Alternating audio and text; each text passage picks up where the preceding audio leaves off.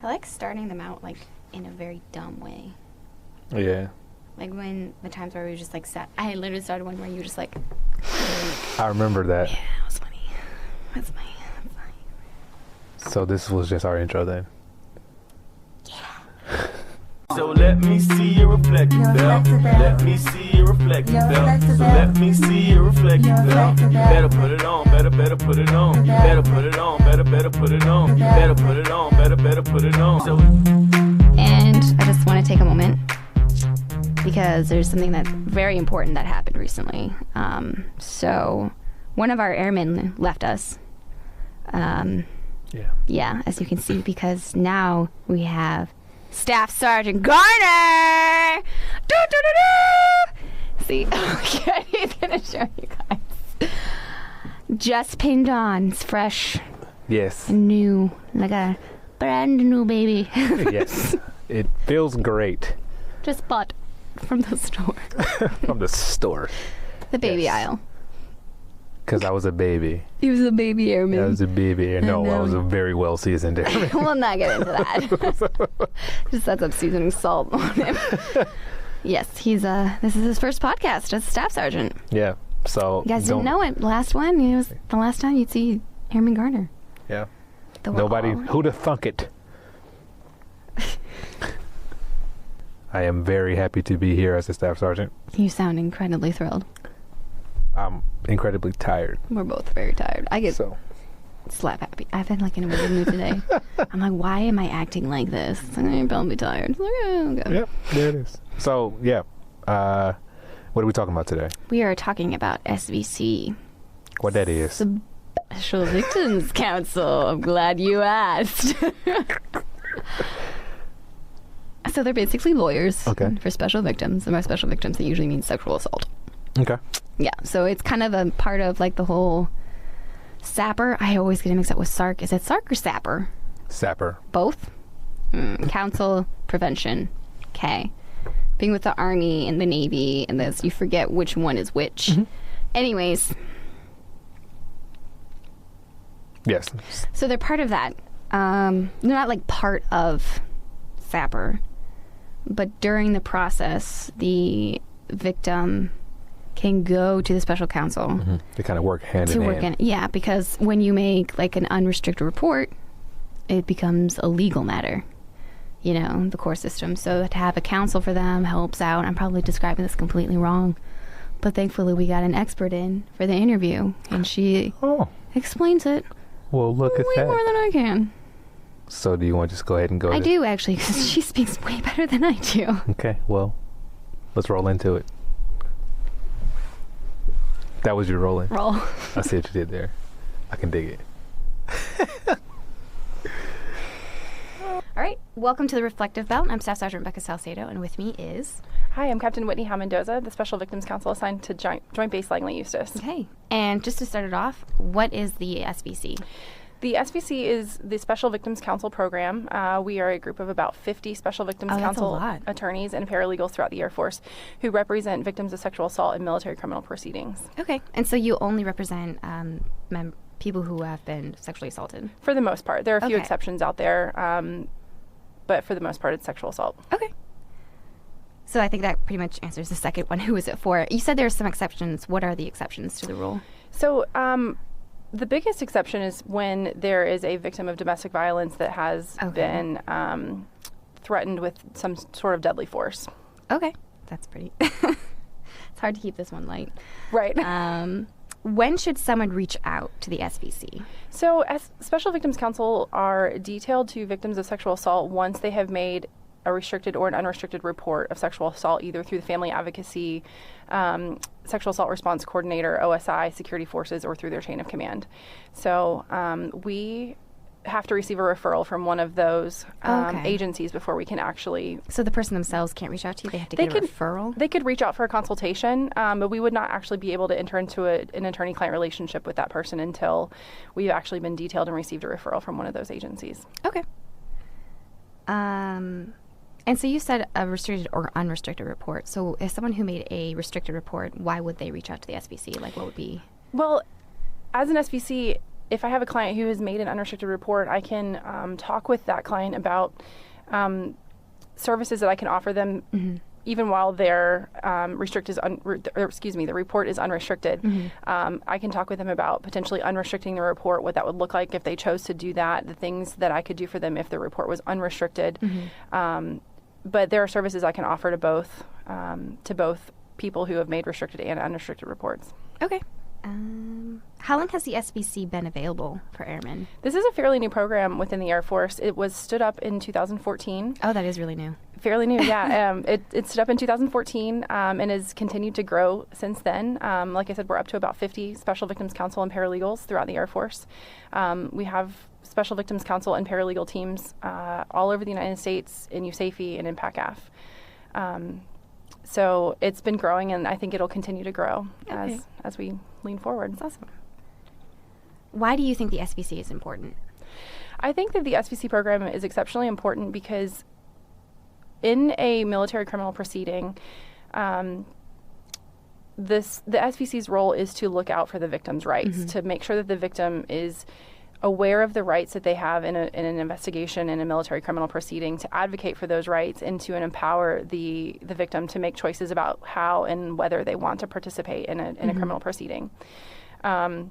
I think that for people who have never experienced a military criminal trial or a criminal trial at all, or don't have any legal experience, the process can be extremely overwhelming, and they don't have an opportunity to gain much knowledge about how to navigate that system without a Special Victims Counsel. And so we are kind of the person who works with the victim to make sure that they have all of the information and armed with the information they need to make choices about how they want to participate. Okay. What do you think is the hardest part of your job? I think the hardest part of being a Special Victims Counsel is dealing on a daily basis with other people's trauma.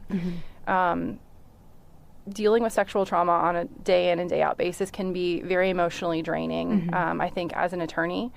But it's also very rewarding in the sense that I get to advocate for the person who feels like maybe the system has abandoned them, or feels like they don't have a voice in the process. And I get to be the person that, can help pull them out of that. I get to be the person who can work out that little issue that the person is dealing with in their squadron, or work out that little issue that, no one else has any insight in. And I think that's a very valuable tool that is provided to victims of sexual assault in the military community.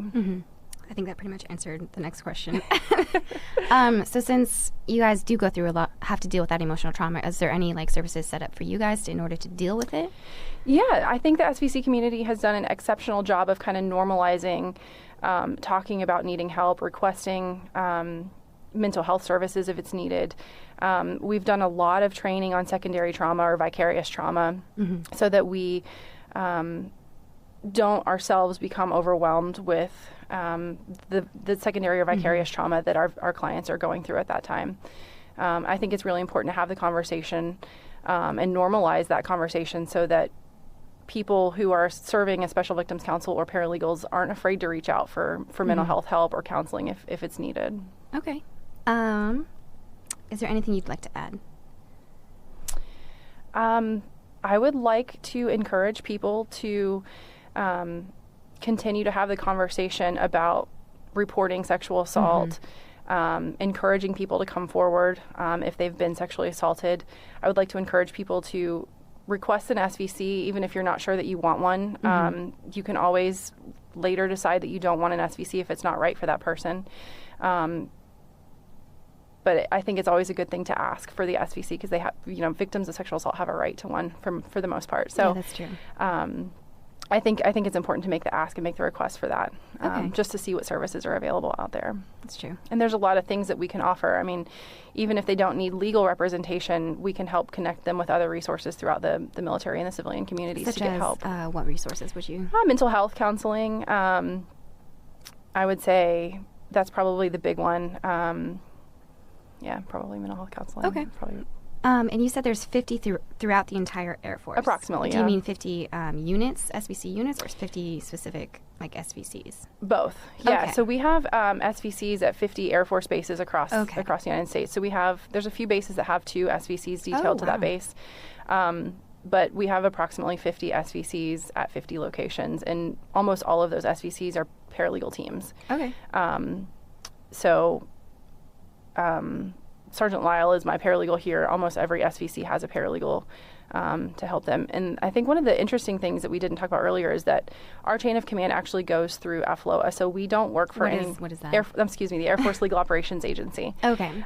So our entire chain of command goes through AFLOA, the Air Force Legal Operations Agency, and that is so that we can advocate for our clients across the base, across the military, without fear of repercussion for my own careers. Okay, so it's separated from like the base wing commander. Or anything Absolutely, like that. right. Okay. So if I need to, appeal something that the wing commander denied, I'm not afraid that that's going to affect my career later on in the future. That makes sense. And then another important thing is that we also have confidentiality with our clients. And that's one of the key aspects of being in an attorney-client relationship, is that we can have a conversation about collateral misconduct, and I'm not required to report that to, the squadron commander. I'm not going to call and say, hey, your airman was drinking underage when they were sexually assaulted, or your airman was engaging in, fraternization or unprofessional relationships. So all of that is confidential within the SVC community. And I think that can be a really valuable tool, because airmen can come in and be totally honest with us and tell us exactly what happened in the whole story. And, without that honesty and that confidentiality, it can be hard to provide adequate legal representation and good advice to them. So that's a really important aspect. So of even if an airman has a restricted report, they can talk to you about any of it, and it still won't go unrestricted. Absolutely. Okay. Yeah. That's good to know. Yeah, I would never reveal those confidences, and it's entirely up to that person to make their report unrestricted. Okay. And what's the easiest way for them to get in contact with you? What's like the way they should do it? So after a person has made a restricted or an unrestricted report through OSI, security forces, SARC, family advocacy, or their chain of command, or even the base legal office, they can request an SVC through any one of those agencies. Those agencies will then put in a referral request, and they will be detailed to an SVC that is closest to the person who is requesting the SVC, usually. Okay. Awesome. So, is there anything else you wanted to add? no, I think that's it. Thank you so much for having me. Thanks so much. Appreciate it. Thank you. Thank you. Yeah. So thank you for conducting that interview. And I wanted to take a pause for a second to talk about the technical pause. It's definitely very important that we take this thing serious, because resiliency is a very important thing, not just in the military, even though that has been our focus lately, but it's an important thing, period, to get through life. So yeah, everyone has to be resilient. Like, you can't just, it's not just military people, your spouses, your family members, your neighbors. I was going to say dog, but that's Dogs making need to light be of this. resilient. They do need to be resilient. Yeah. Don't beat your dog. Whoa, okay. Anyways, resilience, yes. Not just military people. Yeah, so do not be afraid to use the resources that are available. I hope that if anyone has gone through anything that was related in the interview, that you are now equipped with the resources, and hope that you use them. I pray that you use them too. Whatevs. I hope you use them, because it's just one step closer in making us more fit airmen. Yeah, for the fight, just to make sure that you are taken care of, because it's important to make sure, because we're trying to get rid of the stigma that's around sexual assault. The victims are often ashamed of themselves and like what's happened. It's not their fault. Also getting rid of the stigma around mental health. And so just go get the help you need. We're not judging. We would rather that you stay alive and healthy and happy than hide it, try to act tough, and end up killing yourself. Yeah. So definitely use your resources. I think we're going to end it off here. So going to end this podcast here. So thank you guys for tuning in. Make sure you subscribe to our channel, like, comment, share. Oh, wait. I do want to say I apologize that this didn't come out last week. Yes. But there was a hurricane. So watch the podcast before this one on Hurry Turry. Because we had to deal with that immediately after. Absolutely. So that's why this one is late. And now we're talking about resiliency a little bit. Yeah. And she could have just gave up and be like, oh, well, we'll do the next skip podcast and just whatever. But no, we're going to put this one out. boom goes the dynamite. Thanks for tuning in. To end it with a dynamite explosion.